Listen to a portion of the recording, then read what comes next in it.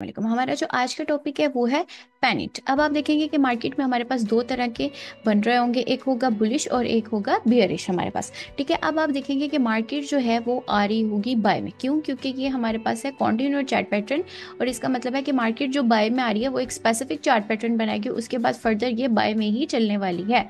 तो मार्केट आ रही होगी बाय में, फिर आप देखेंगे कि मार्केट जो है वो एक बना लेगी सपोर्ट, जहां जो कि इसने इस एरिया पे बनाई हुई है सपोर्ट, और एक बना लेगी अपनी रेजिस्टेंस।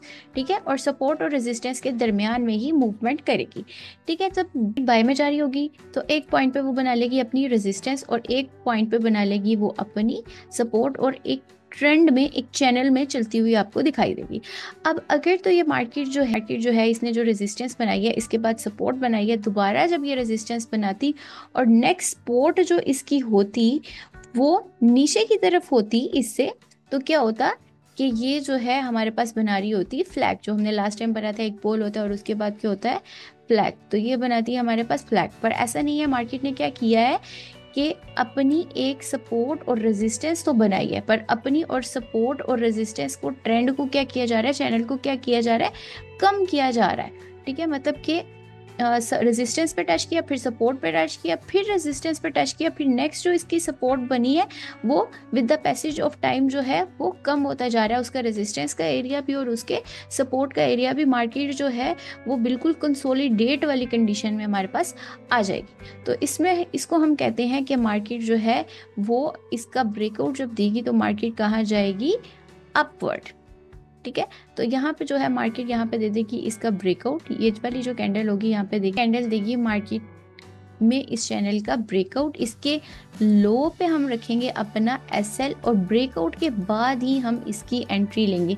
इसके ब्रेकआउट के बाद इसकी नेक्स्ट कैंडल अगर इसके ऊपर क्लोज होती है तो हम तब भी इसकी एंट्री ले सकते हैं, या हम वेट कर सकते हैं कि मार्केट अपवर्ड जाए और देन रीटेस्ट करने इस चैनल को दोबारा से, जो बेसिकली इसकी रेजिस्टेंस बनी हुई है, आए। तो जब मार्केट यहाँ पे दोबारा इसका रीटेस्ट करेगी तो वहाँ से हम अपनी एंट्री प्लान कर सकते हैं।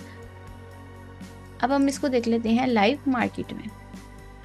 अब लाइव मार्केट में देखिए कि मार्केट क्या कर रही थी, जा रही थी बाय में। बाय में जाने के बाद मार्केट ने क्या किया कि एक एरिया पे अपनी बना ली रेजिस्टेंस और एक एरिया पे बना ली अपनी सपोर्ट। पहले मार्केट ने यहाँ से रेजिस्ट किया, फिर सपोर्ट को टच किया, फिर रेजिस्टेंस पे गई, फिर सपोर्ट के एरिया को टच किया, और फिर जो है इसका दे दिया ब्रेकआउट। और इसके ब्रेकआउट पे भी हम एंट्री ले सकते हैं, या हम इसका वेट कर सकते हैं कि ये दोबारा आए और इसको रीटेस्ट करें। हम इसके रीटेस्ट पे एंट्री प्लान करेंगे।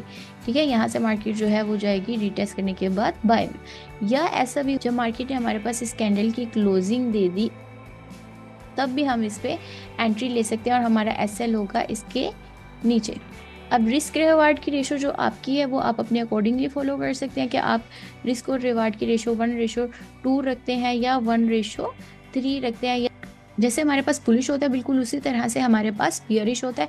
बियरिश में क्या होगा कि ये चूंकि हमारे पास जो है वो कॉन्टिन्यू चार्ट पैटर्न है, मार्केट आ रही होगी सेल में, सेल में आने के बाद मार्केट जो है वो अपनी सपोर्ट एरिया पे टच करेगी, सपोर्ट एरिया पे टच करने के बाद एक रेजिस्टेंस बना लेगी, रेजिस्टेंस को टच करेगी और फिर से सपोर्ट को टच करेगी, फिर रेजिस्टेंस को चट करेगी। इस तरह करते करते क्या करेगी कि एक चैनल में जाती जाएगी, और ये चैनल को जब देगी ब्रेकआउट, उस कैंडल की क्लोजिंग पे जो ब्रेकआउट करेगी उस पे हम ले सकते हैं अपनी एंट्री। ठीक है, या हम वेट कर सकते हैं कि मार्केट क्या करे कि इस कैंडल की क्लोजिंग के बाद मार्केट थोड़ा नीचे जाए, दोबारा से इस हमारे जोन को टच करे, दोबारा से मार्केट जो है हमारे इस सपोर्ट एरिया को रीटेस्ट करे, देन हम अपनी एंट्री प्लान कर सकते हैं। अब हम इसको देख लेते हैं लाइव मार्केट में। अब देखिए मार्केट जो है हमारे पास वो आ रही होगी सेल में, सेल में आने के बाद एक जगह पे बना लेगी अपनी सपोर्ट, जो कि उसने ये बनाई हुआ है, सपोर्ट को करेगी टच, और फिर हमारे पास एक बना लेगी जगह पे रेजिस्टेंस।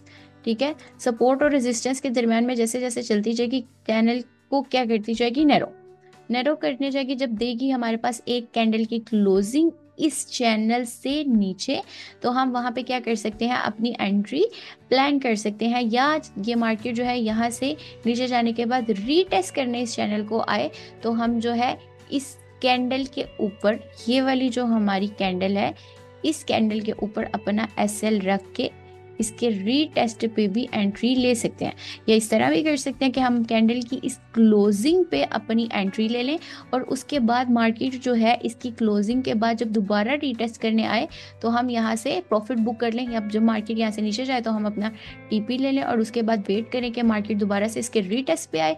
तो जब मार्केट दोबारा इसको रीटेस्ट करने आएगी तो हम दोबारा से यहाँ पे एक एंट्री प्लान कर सकते हैं।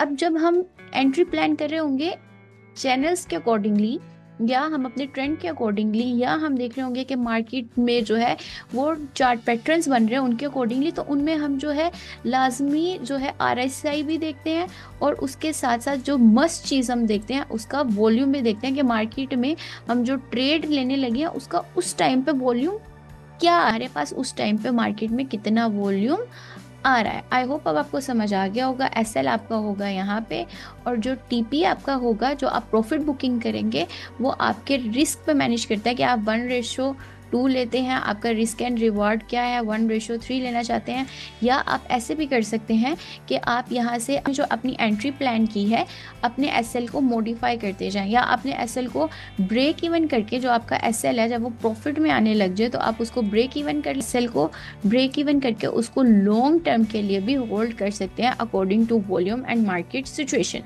आई होप अब आपको समझ आ गया होगा। Thank you so much. अगर आप हमारा ट्रेडिंग ग्रुप ज्वाइन करना चाहते हो तो आपको उसका लिंक डिस्क्रिप्शन बॉक्स में मिल जाएगा।